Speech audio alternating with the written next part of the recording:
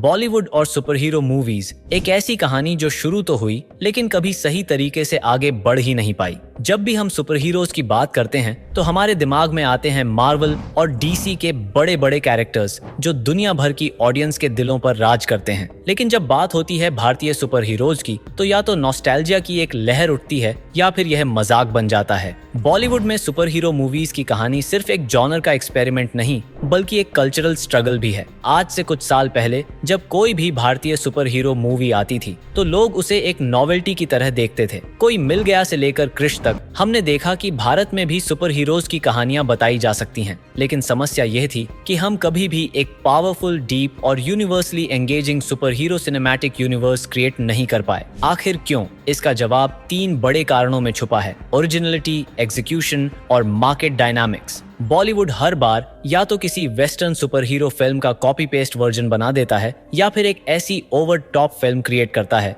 जो न तो साई-फाई जॉनर को सही तरह से ट्रीट करती है न ही सुपर हीरो स्टोरी टेलिंग के असली एसेंस को समझती है। हमने देखा कि कैसे हॉलीवुड के सुपर हीरोज एक कल्चरल और इमोशनल डेप्थ रखते हैं, जैसे कि स्पाइडरमैन की कहानी एक यंग लड़के की स्ट्रगल्स को दर्शाती है या फिर बैटमैन एक टूटे हुए और बदला लेने की भावना से भरे इंसान की कहानी है जो समाज के खिलाफ लड़ता है। मगर बॉलीवुड के सुपर हीरोज सिर्फ स्पेशल इफेक्ट्स और मेलोड्रामा का एक कॉकटेल बन जाते हैं। सबसे बड़ी समस्या ओरिजिनलिटी की है। कृष को देखिए, एक भारतीय सुपर हीरो जो तकनीकी रूप से हमारी देसी पहचान को रिप्रेजेंट करता है, लेकिन अगर आप उसके कैरेक्टर आर्क को देखें तो वह हॉलीवुड के सुपरमैन और एक्समैन का मिक्सचर लगता है। उसका विलेन बॉर्नविले के चॉकलेट के रैपर से ज्यादा डार्क नहीं लगता और कहानी हर बार वही मेलोड्रामेटिक बॉलीवुड फॉर्मूला फॉलो करती है। हमारे देश में इतनी सारी माइथोलॉजीज हैं, महाभारत, रामायण और अनंत कल्पनाओं का एक भंडार है, तो फिर हम एक ओरिजिनल सुपर हीरो यूनिवर्स क्यों नहीं बना पाए? भारत में नागराज, ध्रुव,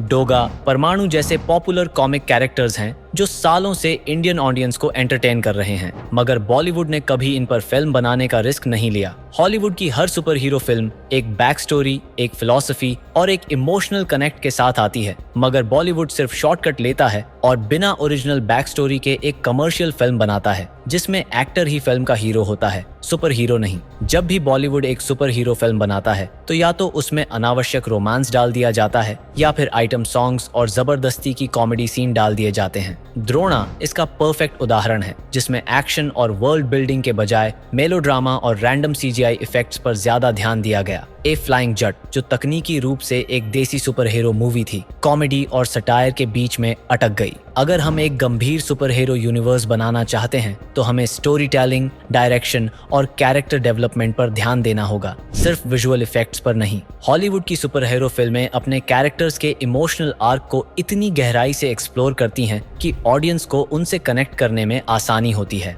आयरन मैन एक अमीर बिजनेसमैन से एक जिम्मेदार हीरो में कैसे बदलता है, या फिर थॉर कैसे अपने अहंकार से ऊपर उठकर सही मायनों में एक लीडर बनता है, ये सब गहराई से दिखाया जाता है। लेकिन बॉलीवुड में हीरो सुपर हीरो इसलिए बनता है क्योंकि उसे अचानक कोई शक्ति मिल जाती है या फिर उसे किसी विलेन से बदला लेना होता है। ये फॉर्मूला जितना पुराना हो चुका है उतना ही उबाऊ भी। बॉलीवुड हर बार सिर्फ एक बड़े स्टार पर निर्भर करता है एक सुपर हीरो मूवी को चलाने के लिए। ऋतिक रोशन बिना कृष के चल नहीं सकते और अगर किसी नए एक्टर को सुपर हीरो रोल दिया जाए तो ऑडियंस उसे एक्सेप्ट नहीं करती। हॉलीवुड में देखिए, एक नए एक्टर को भी एक सॉलिड स्टोरी और स्क्रीन प्ले के जरिए एस्टैब्लिश किया जाता है। मार्वल ने आयरन मैन का यूनिवर्स बनाने से पहले रिस्क लिया था, लेकिन उन्होंने कैरेक्टर को इतना रिलेटेबल बनाया कि ऑडियंस उससे जुड़ गई। बॉलीवुड में समस्या यह है कि हम एक्टर्स को सुपर हीरोज से ज्यादा इंपॉर्टेंस देते हैं, जबकि एक अच्छी सुपर हीरो मूवी तभी बनती है जब एक कैरेक्टर और उसकी कहानी ऑडियंस के दिल में बैठ जाए।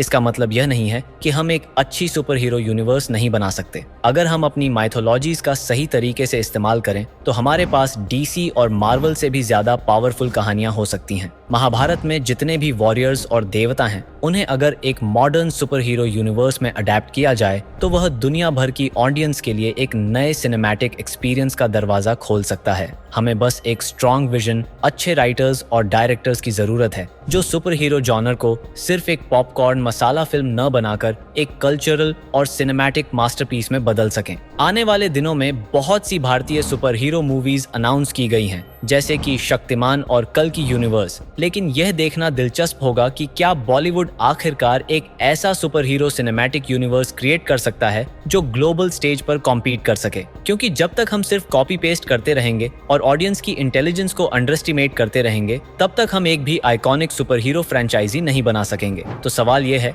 क्या बॉलीवुड कभी एक ऐसी सुपर हीरो मूवी बना पाएगा जो सच में दुनिया भर में सेलिब्रेट की जाए, या फिर हम सिर्फ इंपोर्टेड सुपर हीरोज के पीछे ही भागते रहेंगे? यह फैसला अब ऑडियंस के हाथ में है।